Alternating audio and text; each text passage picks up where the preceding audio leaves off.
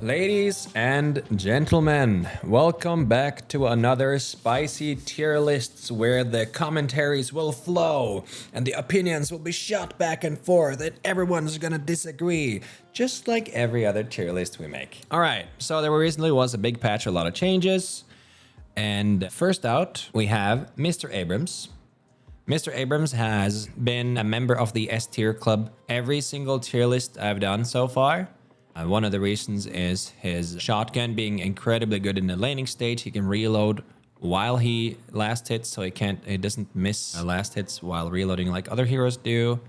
He is very tanky. He's got a lot of stuns, disables. He's really good in team fights. He has a self-sustain. However, in this patch, as you can see here, with my very high-tech overlay next to my camera, right here, Abrams now actually has the lowest melee damage in the game, ironically, because he's the only hero where they slowed down his melee speed. And I think that's because he's one of the few heroes who gets a guaranteed heavy melee after the shoulder charge and stuff. So now technically, Abrams' melee DPS is the lowest in the game. And one of the reasons for this is also just because everybody was playing melee Abrams.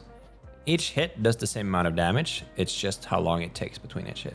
Other than that, most of it was just some fixes and also a slight nerf to the range of his shotgun. But I actually am putting Abrams in A tier for the first time. I have seen the criticism where I've been putting too many heroes in S tier, and I'm trying my best to follow the bell curve shape like I'm supposed to, like a good Samaritan. And the first step towards finding a good bell curve is to move Abrams from S to A. Next up, we have Bebop.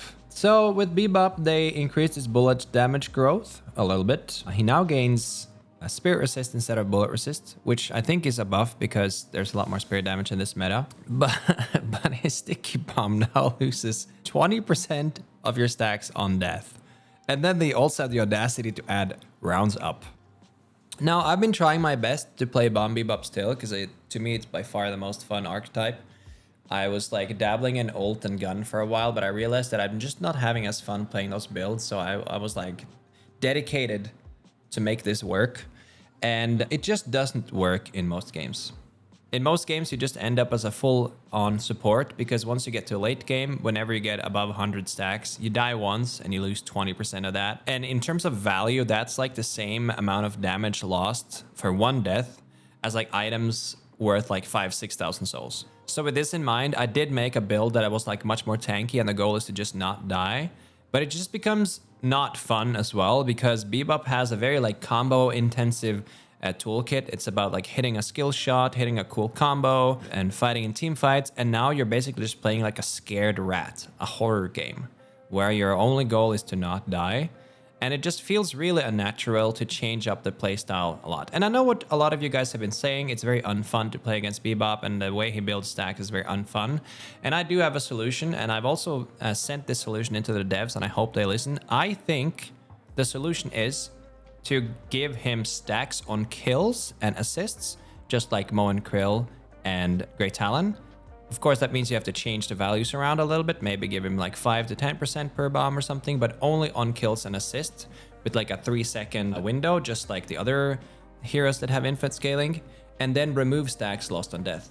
And the reason why I think so is just because it is just weird in this game to have stack loss on death. It just doesn't make sense. It promotes bad gameplay.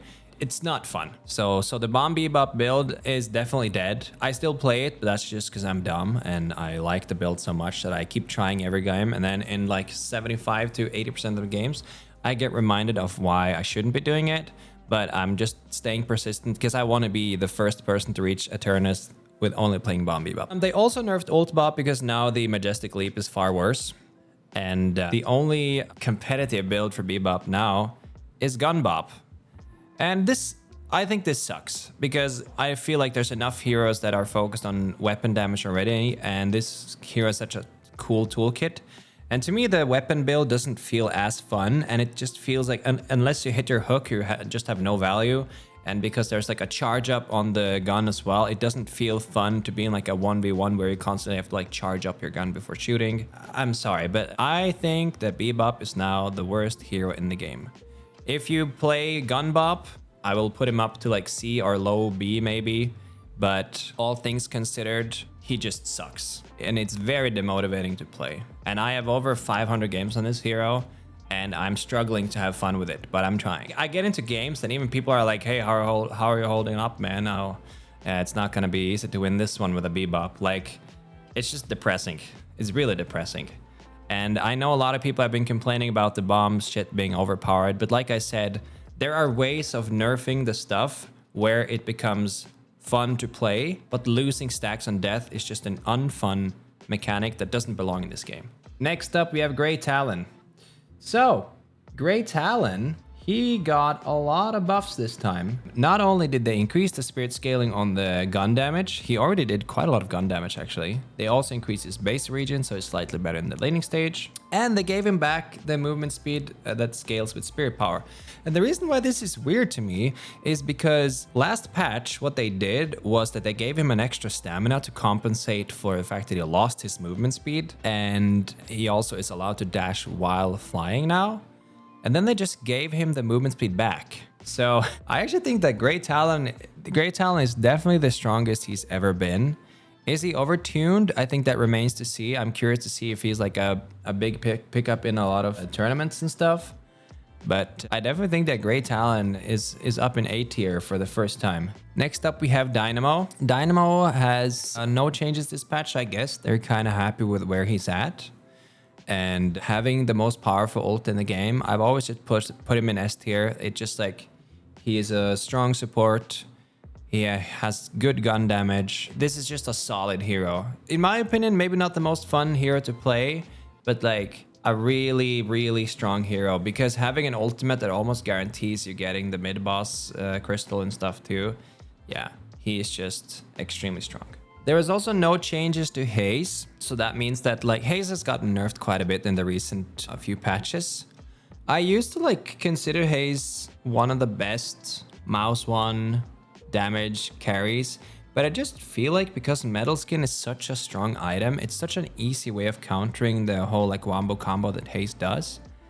And since she's like extremely focused on like winning with that ult combo, it just feels a little bit easy to counter. It's a good one to like get mid-boss pit and stuff. I actually think that Haze isn't as strong as she used to be because people have just started buying Metal Skin and realized that like, and even Return Fire is also a great item. So I actually think that Haze is B tier. Also, another thing is that a while ago, they nerfed the bullet evasion on Haze and you almost have to buy Unstoppable. And a lot of Haze players buy the Silencer too. And if you buy Metal Skin, you don't get silenced either. So next up, we have Infernus. They reduced Afterburn's tier 1 from 30 to 25%. It's not a huge deal. I definitely think that Infernus is one of the strongest carries in the game. I've said before that his ult is not the greatest, but the rest of his toolkit is. And it becomes like, with Infernus, it's one of those, you have to counter him with like anti-heal items because he has a lot of sustain. But I still feel like it's easier to counter Haze because Haze has like a very specific timing around the ult. While Infernus have a little bit like, you can poke a lot, you can go back. You can poke a lot and you go back. You don't have to rely on like something like cooldown based to be a strong fighter. So that's why I think that Infernus goes right between these two men here. Next up, we have Ivy. So Ivy's base bullet damage is increased from 4.5 to 5, but they lowered the bullet damage growth. So this is what this basically means is that early on, you'll have slightly more damage, but you'll scale a little bit slower. Ivy's always had a really good gun. She's always had a really, really strong gun. Recently, because the meta has become more spirit focused, there's been less gun Ivies, but I think Ivy is one of those heroes where you can play a strong support, you can play a strong gun build and a strong spirit build, and all those builds are competitive. And that is one thing that very few heroes can do. Because with most heroes, there's like a meta build, and then there's like an off meta build for fun and stuff. But with Ivy, you can basically play support, gun, and spirit, and they're all very competitive. I think Ivy is still S tier. Another reason for that is also how much power there is in that ult. The big AoE silence bomb, being able to fly the urn across, being able to like fly teammates around. I just think that like especially in like systematic play, I think Ivy just is like really, really strong. Next up, we have Kelvin. They keep nerfing the Arctic Beam. It's now 40%. They also lowered the Frost Grenade tier 2 heal. These are like very minor changes. They don't really affect much. Kelvin is one of the best ults in the game. They also fixed this because that was a bug. He should be freezing any objective ults. Kelvin is another hero that just in like systematic play becomes really good. He's a little bit comp dependent because ideally you want to ult while you have teammates inside the bubble too. So he like synergizes really well with like and Krill, Abrams, Mcginnis, like any hero that can, or Shiv, like any hero that can get like up close and personal and then ult at the same time. But yeah, I think he belongs right up there. His gun is like a little bit ass in the laning stage, but because he can also last hit orbs and stuff with his Arctic Beam, it's not all that bad. So, Lady Geist. Honestly, Lady Geist got kind of shafted this patch. She was pretty strong in the previous patch. There was a lot of this like malice spamming with Mystic Reverb. They reduced the slow, they reduced the debuff duration, the damage amp reduced from 15 to 8%. Wait, she's not that nerfed. I actually thought it was much worse because the damage amp comes back in the tier 2 talent. It's pretty much just a debuff duration that got shafted. It's not. When I talked to other people, they were like, "Oh, she got like shafted," but it's not that bad. I think she's still strong in that case. Interesting. I think she belongs here in that regards. All right, then we have Mcginnis. There's always like a wall of text when there is Mcginnis. So the gun spin decay rate was improved, so that makes gun Mcginnis a little bit easier to play. And they reduced the cooldown of the turrets.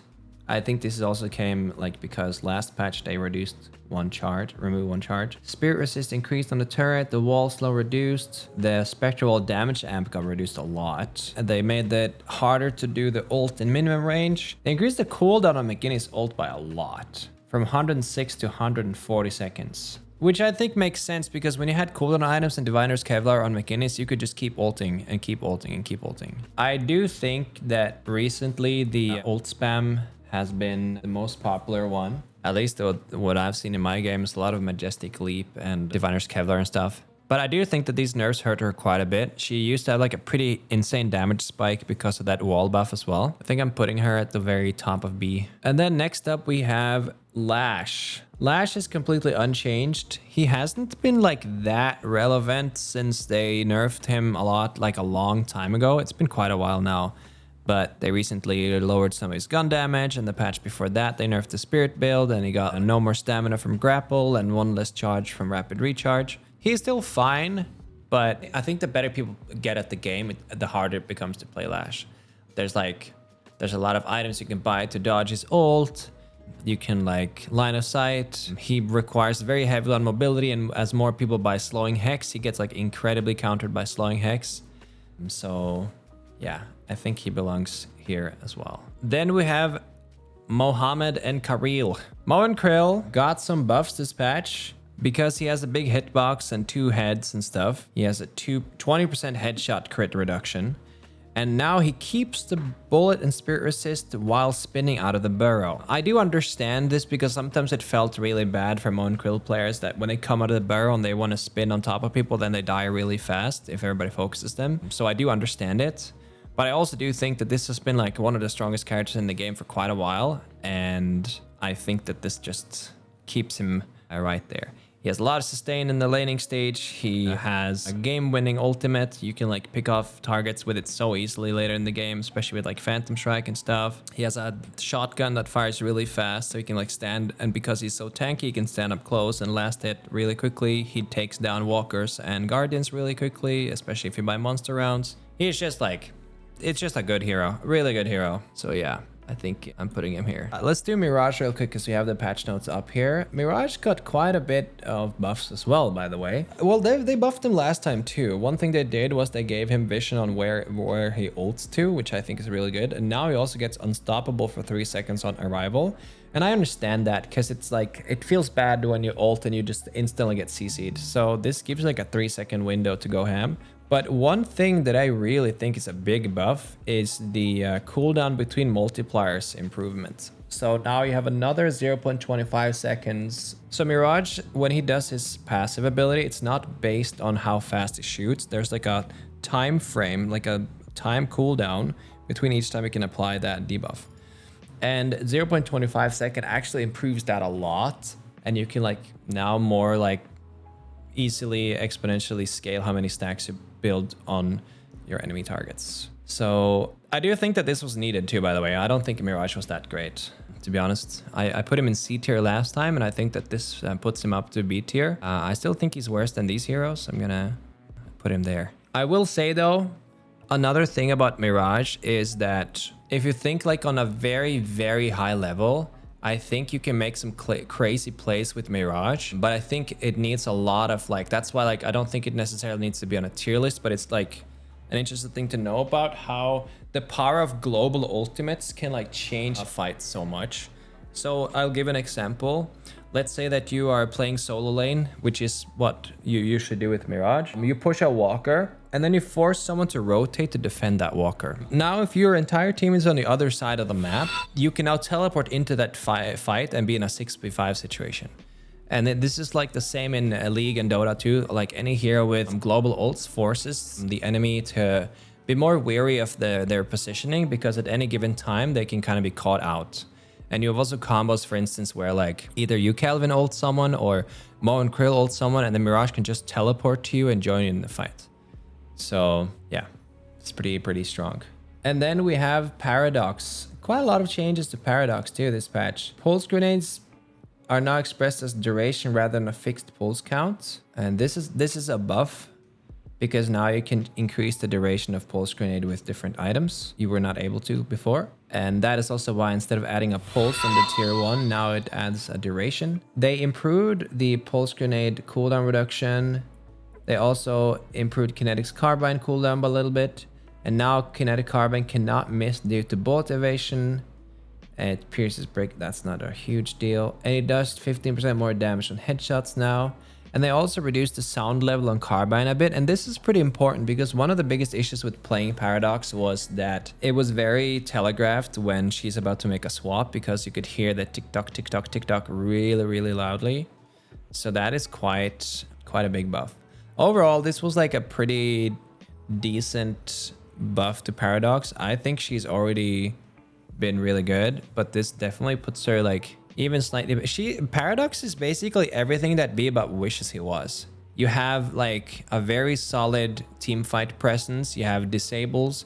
You're able to switch positions with the enemy and with almost like 100% hit chance. You don't have to buy a knockdown to be able to hit your swap, and like Bebop does. Of course, the downside is that you're actually switching positions, but in most cases you have Warp Stone to get out. And yeah, Paradox is just a really frustrating hero to play against, because whenever you get hit with the carbine and you know the swap is coming and you know you're gonna get silenced, and it's just like, yeah, you're a goner. Okay, Pocket did not get changed at all this patch, so I guess they're starting to finally find where they want Pocket to be. I've been an avid Pocket hater since day one, just because like being hit with an ability that puts you to 1 health over 18 seconds and basically forces you to go back to the base, and at the same time having a really strong laning presence. I've said it so many times, and I still think that Pocket is like one of the strongest heroes in the game. Whenever I see a fed Pocket on the enemy team, I just know that it's gonna suck. So I'm putting Pocket here. I know they nerfed them quite a bit recently, but I don't think that affects the overall power level of Pocket. And I still think that the cooldown is extremely low on the satchel, and being able to dodge so many abilities. You can literally like press your basic ability to dodge Wraith ult, and you can dodge Shiv ult. There's just so many things you can dodge with that ability. I will say though, it takes a lot of skill to play Pocket well.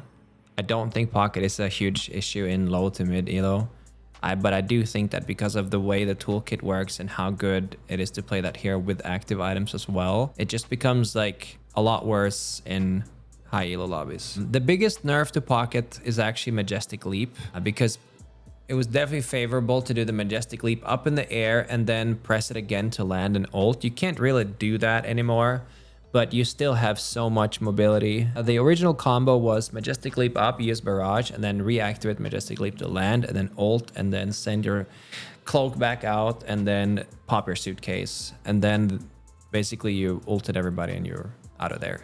And they start ticking down. And it also has healing reduction. So yeah, Pocket's definitely one of the heroes where your entire team will start buying Curse and Silence Cliff. That's like the biggest way to deal with that hero because of it being a slippery salmon. But yeah. And then we have 7. They finally nerfed the lightning ball. They did originally buff the lightning ball a lot, and now they were like, okay, maybe we overdid it a little bit. And they lowered the movement speed again. It's not a huge nerf. It's just a half-meter radius on the ball, a little bit less slow, and a little bit bigger cooldown. So it's just like a small adjustment, I'd say. And then they increased the range, like the base range of the ult, and then having it expand. Wait, expand time reduced. That's a buff, right? Because it's like it expands every 2 seconds. I think that has to be a buff. I don't think this changes the fact that 7's ult isn't that great. I don't know. I have to put him here. I just think that like a lot of the time whenever I see a 7 ult, I just laugh and then he dies. It's easily countered by knockdown. When this game just came out, or like didn't come out, but when people just started playing this game, Majestic Leap ult 7 was one of the most played builds. And everybody was complaining about how strong it was. But like, it is essentially just like you use it whenever the people are about to take down your patron, or whenever you're about to take down their patron. And at that point, people usually have like 7 different ways of countering your ult. So you would have to buy Unstoppable and stuff as well. Not that convinced about 7. And then Shiv finally, I think a lot of people agree with this, Shiv took a major hit. And most of it was the bloodletting. The cooldown on bloodletting increased from 21 to 50 seconds. And then the tier 2 talent increased this by minus 25. It still means that the total CD changed from 16 to 25. But it forces you to level up bloodletting earlier, which was like... Bloodletting was just a really good passive that you didn't really need to level up. So this puts more of the power over in the talent. And they also lowered the amount of... And this is another thing too, where like they're kind of telling you that if you want the ability to be this powerful, you have to actually put skill points into it. They also shafted the range of Killing Blow a lot, from 20 to 13 meter, almost half the range, which I also think makes sense because I genuinely think that like it's supposed to be a close range execute. It's not supposed to be an ability where you can just like jump back and forth and execute everybody. Like I don't think it's supposed to be a gap closer. It is supposed to be like an execute. They also heavily reduced the amount of rage you build from melees and from creeps. So I still think he's very strong, by the way. I don't think he's weak by any means. I've definitely had some Shivs going crazy in my lobbies still, but I think he's I'm gonna say he's in a good spot. But you still need to buy anti-heal. You still need to try to avoid him in melee damage, and he's still gonna be annoying as long as he has that kind of passive. Like, by no means did they kill this hero. And I think that's also something they're trying to get better at, which is balancing heroes without overdoing it. So yeah. Okay. And then another hero that got a lot of buffs was Vindicta. Gun cycle time improved, so faster attack speed. Bullet damage growth increased. Fire rate now scales with spirit power. That part is crazy to me. That's what Great Talon used to have, and it just makes her so strong. Because the reason why I think that makes her so strong is that on Vindicta you usually buy hybrid. You usually want to have both spirit and gun items for most builds because the ult is extremely powerful. You always want to have items like improved burst and stuff, for instance. It's incredibly powerful not only for the damage it does, especially when they're under 50% health, but also because she gets bonus souls whenever she gets a kill. So it's always beneficial to level her ult early because she can like snowball faster. So having fire rate scaling with spirit power just kind of like ties her entire toolkit and itemization together, where You can now fly in the air and do a lot of damage with your gun and still be efficient with the ult and the crow. Like, if you've seen some of those builds with escalating exposure, you put like crows on them and it just starts ticking down their health like crazy, especially with like superior duration too. It's very oppressive. And her assassinate no longer splits to allies again. So now it's back to hyper focusing on her farm. And they also buffed the flight a little bit again because they removed the duration scaling from Spirit. So now she just has a set duration. And they also increased the bullet radius on Assassinate. So Vindicta is pretty strong now. Vindicta and Great Talon were previously two of the most nerfed heroes, and now they were some of the most buffed heroes. I think I'm gonna put her here. I think she's pretty strong now. I think she's pretty damn strong. Of course, you need to have good aim and stuff. You need to have good positioning. You get countered pretty heavily by knockdown. You have to buy like Ethereal Shift or Debuff Remover, stuff like that. But it just is extremely oppressive to be a flying hero. And then we have Viscous. Viscous bullet damage got reduced a bit. Bullet damage growth per boon increased. So it's pretty much not a huge change on the bullet damage. One thing that is like a pretty big change now for like specific matchups, like when you play bomb against Viscous now, it's actually easier to get bomb stacks because the talent that originally dispelled Viscous's target that is in the cube is now moved to tier 3, and there's very few who takes the tier 3 talent for cube. So now you actually build bomb stacks on Viscous even if he's cubed until he has the tier 3 talent. It's just unfortunate that you have to be an absolute lunatic to play bomb Bebop now, but at least that interaction is slightly better if you choose to do so. Other than that, most of those changes were not like affecting me a lot, not any huge changes. But one thing I will say is that the more that I've seen Viscous play recently and the better people have gotten, the more I've kind of like realized how good this hero is. I used to like, I think a lot of people slept on Viscous quite a bit, but all right. So I don't think any of the patch changes really changes much for him. I still think he's up here, one of the very strong heroes. I think he's hard to play. I don't think he's like a huge problem in lower elo, at least as far as I can tell, but definitely pretty strong. And then Warden.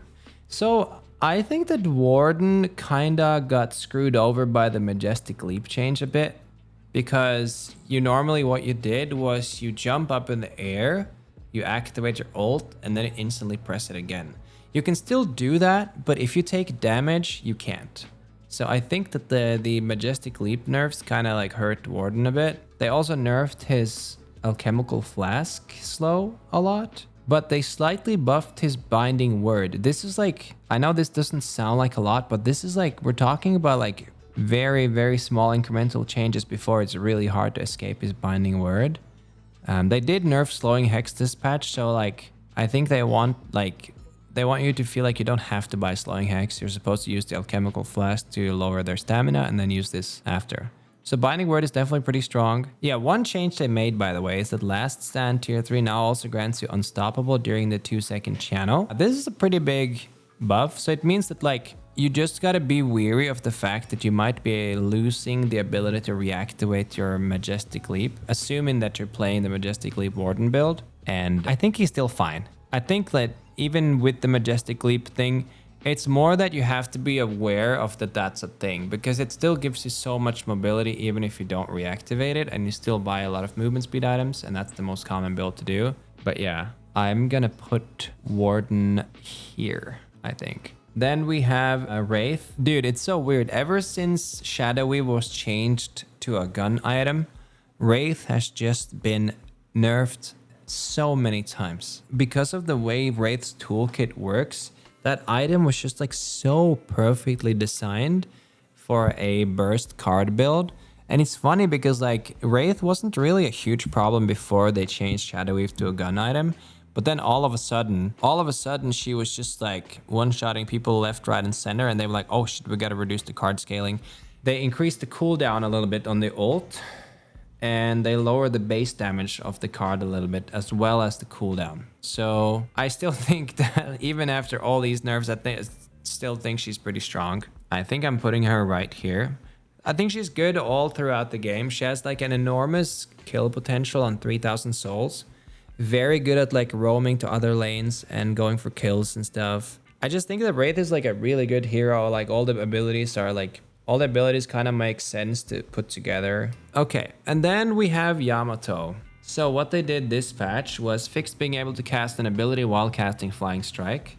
So there was a lot of like movement combos you could do with Flying Strike where you can like cast abilities and stuff. Also, one thing that is kind of funny that someone mentioned last time, I think, was that now they changed the tier 1 to 20% fire rate, right? So originally this looks like a buff because it's like you lower the cooldown of Shadow Transformation.